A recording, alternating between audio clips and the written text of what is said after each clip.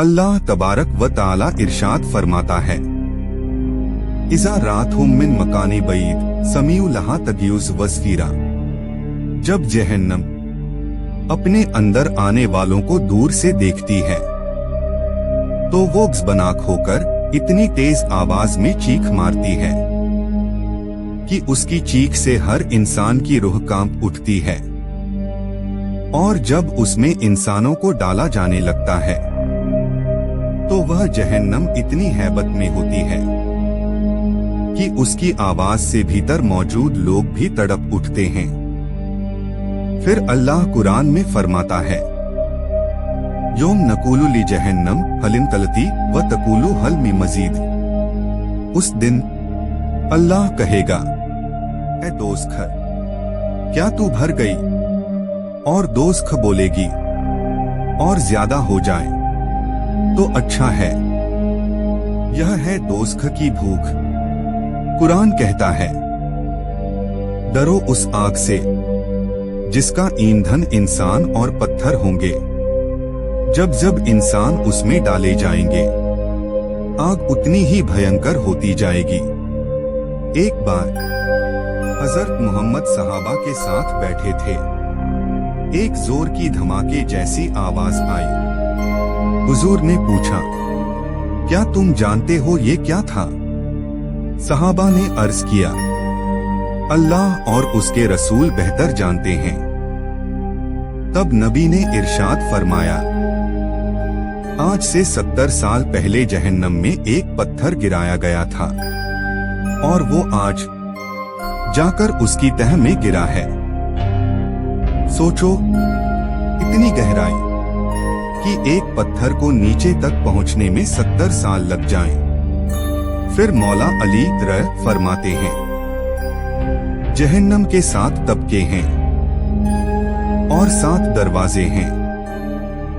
हर दरवाजा अलग अलग गुनाहगारों के लिए है। मुशरिकीन का दरवाजा अलग, मुनाफिकों का अलग, काफिरों का अलग, झूठे, चुगलखोर, सूदखोर, जिनाकारों, सबका दरवाजा अलग।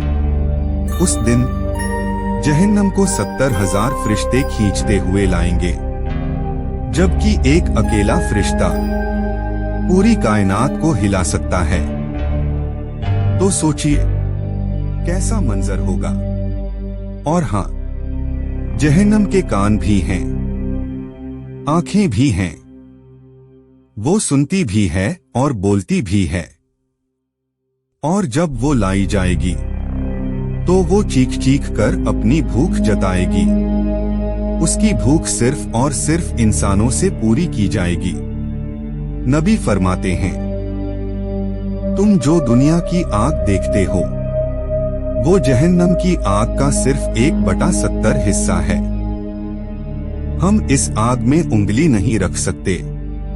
तो सोचिए जहन्नम की आग कितनी भयानक होगी।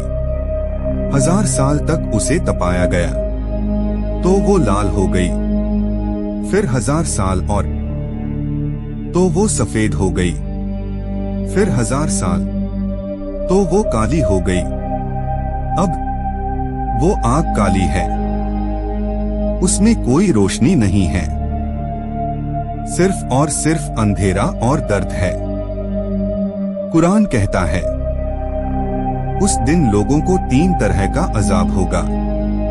1 आग का अजाब, 2 धुएं का अजाब, 3 बर्फ का अजाब, ऐसा सर्द जो हड्डियों को गला दे।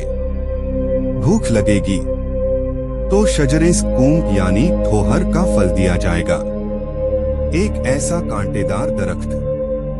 जब जहन्नमी उसे खाएगा तो कांटे उसके गले में अटक जाएंगे, ना अंदर जाएंगे ना बाहर आएंगे। उसकी गर्दन से कांटे निकल आएंगे। फिर वो कहेंगे, हमें पानी दिया जाए। तो उन्हें मिलेगा मायहमी, एक ऐसा पानी जो सड़ा हुआ पीप से भरा होगा। उसे इतना उबाला जाएगा कि जब वो पीने के लिए करीब लाएंगे तो उनके जबड़े लटक जाएंगे, और जब वो पी लेंगे उनकी आंतें पीछे के रास्ते निकल जाएंगी। फिर भी मौत नहीं आएगी। हजरत मालिक अस, जो दोज़ख के दरोगा हैं, जहन्नमियों की चीखें सुनेंगे। वो कहेंगे, या रब, इनका फैसला कर दे। और जब रब ताला कहेगा, अब मौत नहीं है, तो वो सब दोज़ख के दरवाजे की तरफ भागेंगे, उम्मीद में कि शायद निकल जाएं। लेकिन रब पूछेगा, अगर तुम्हें आज निकलने के लिए कुछ देना पड़े तो क्या दोगे? वो कहेंगे, माल दौलत पूरी दुनिया दे देंगे। रब कहेगा, दुनिया में मैंने बस इतना ही कहा था, नमाज पढ़ लो, ईमान ले आओ। लेकिन उस वक्त 2 रकात भारी थी। आज पूरी दुनिया देने को तैयार हो। फिर एक बकरे की शक्ल में मौत लाई जाएगी जन्नतियों और जहन्नमियों के सामने, और अल्लाह फरमाएगा, इसे ज़िबह कर दो। फिर मौत को ज़िबह कर दिया जाएगा। अब कोई मर नहीं सकेगा, ना जन्नती ना जहन्नमी। खालिदीना फीहा अबदा। अब वो लोग हमेशा हमेशा के लिए जहन्नम में रहेंगे। फिर नबी फरमाते हैं, अगर जहन्नम से एक सुराख खोल दिया जाए तो पूरी दुनिया उस गर्मी से खाक हो जाएगी। और अगर जहन्नम का एक फरिश्ता धरती पर उतर आए तो लोग बेहोश होकर मर जाएं। कुरान में अल्लाह ताला कहता है, कल्ला इज़ा दुक्कतिल अर्ज़ु दक्कन दक्का। वो दिन होगा जब पूरी जमीन हिल जाएगी, हर चीज थर्रा उठेगी। ये सब कुछ क्यों बताया गया?